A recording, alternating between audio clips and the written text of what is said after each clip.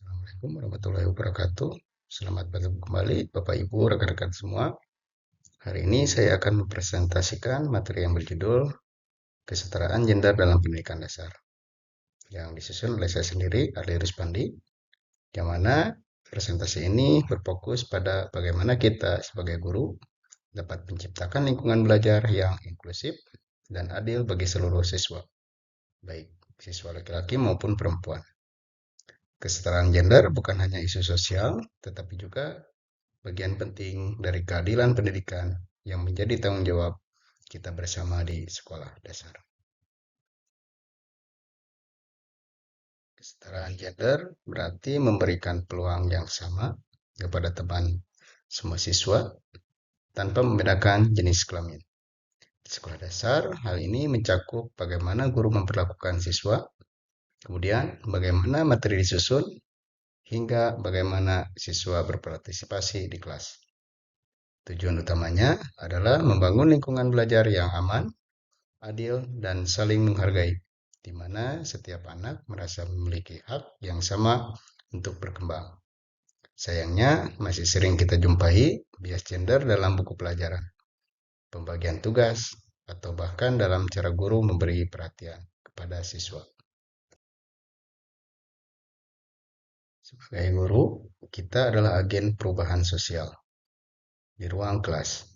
Peran utama kita adalah menjadi teladan dalam sikap adil dan menghargai perbedaan.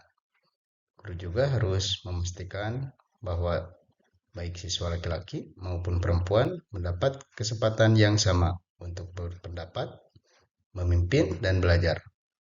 Kita tidak hanya mengajarkan ilmu pengetahuan, tetapi juga nilai-nilai kesetaraan dan penghormatan terhadap sesama. Dengan begitu, sejak usia dini, anak-anak sudah terbiasa dengan budaya saling menghormati tanpa bias gender.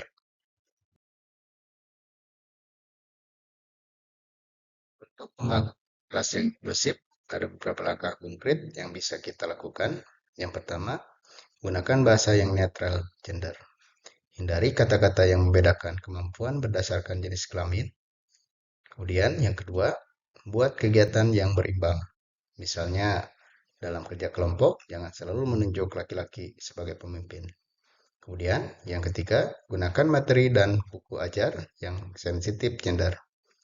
Tampilkan tokoh laki-laki dan perempuan yang sama-sama berperan penting. Dan yang terakhir, ajarkan pendidikan karakter yang menekankan nilai kerjasama dan penghargaan terhadap perbedaan. Ada beberapa strategi konkret yang bisa kita terapkan di kelas, yaitu yang pertama, pembagian tugas kelompok yang seimbang. Kemudian, yang kedua, menggunakan contoh tokoh inspiratif dari kedua gender. Kemudian yang ketiga, memberi kesempatan siswa perempuan tampil dalam kegiatan akademik dan non-akademik. Kemudian selanjutnya, diskusi tentang hak, tanggung jawab, dan kesetaraan. Dan yang terakhir, membangun budaya saling menghargai melalui aturan kelas. Sebagai guru, kita perlu peka terhadap adanya diskriminasi yang kadang muncul tanpa disadari. Saya melakukan observasi dan refleksi setiap selesai mengajar. Apakah saya memberikan perhatian lebih pada satu kelompok siswa saja? Saya juga berdialog dengan siswa, menanyakan apakah mereka diperlakukan adil di kelas. Jika ditemukan ketidakseimbangan, saya bahas bersama siswa agar mereka juga belajar tentang tanggung jawab dan empati. Dengan cara ini, kita tidak hanya memperbaiki pola ajar, tetapi juga membentuk kesadaran sosial di antara siswa. Salah satu pendekatan efektif adalah melalui cerita dan proyek sosial. Saya menggunakan cerita rakyat atau kisah tokoh yang menonjolkan nilai-nilai kesetaraan dan toleransi. Kami juga pernah mengadakan proyek temanku berbeda tapi sama hebat, di mana siswa mengenalkan teman sekelasnya dan menyebut kelebihan masing-masing tanpa menyebut gender. Kegiatan seperti ini sederhana tetapi sangat berdampak bagi anak-anak belajar bahwa setiap orang memiliki keunikan dan kontribusi sendiri.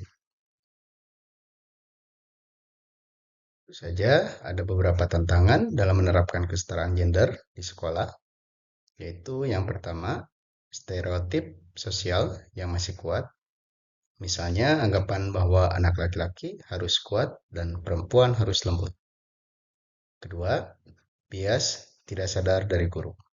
Kita kadang memberi pujian atau tugas berbeda tanpa disadari. Yang ketiga, kurangnya dukungan lingkungan dan budaya masyarakat yang belum memahami pentingnya kesetaraan gender. Dan yang terakhir, materi ajar yang belum sepenuhnya netral, yang sering memperkuat peran tradisional gender. Adapun solusi dan rencana mengatasi tantangan tersebut, yaitu yang pertama, pelatihan dan refleksi guru. Kemudian yang kedua, kolaborasi dengan orang tua untuk membangun kesadaran di rumah. Yang ketiga, peningkatan literasi gender dengan sumber ajar modern. Dan yang terakhir, evaluasi berkelanjutan agar pembelajaran bebas bias. Kesimpulannya, kesetaraan gender bukan hanya tentang laki-laki dan perempuan, tetapi tentang keadilan kesempatan. Guru berperan penting dalam membangun budaya sekolah yang inklusif. Kemudian, dengan strategi tepat dan kesadaran tinggi, kita bisa mewujudkan generasi yang adil, toleran, dan berkarakter. Terima kasih atas perhatian Bapak Ibu teman-teman semua.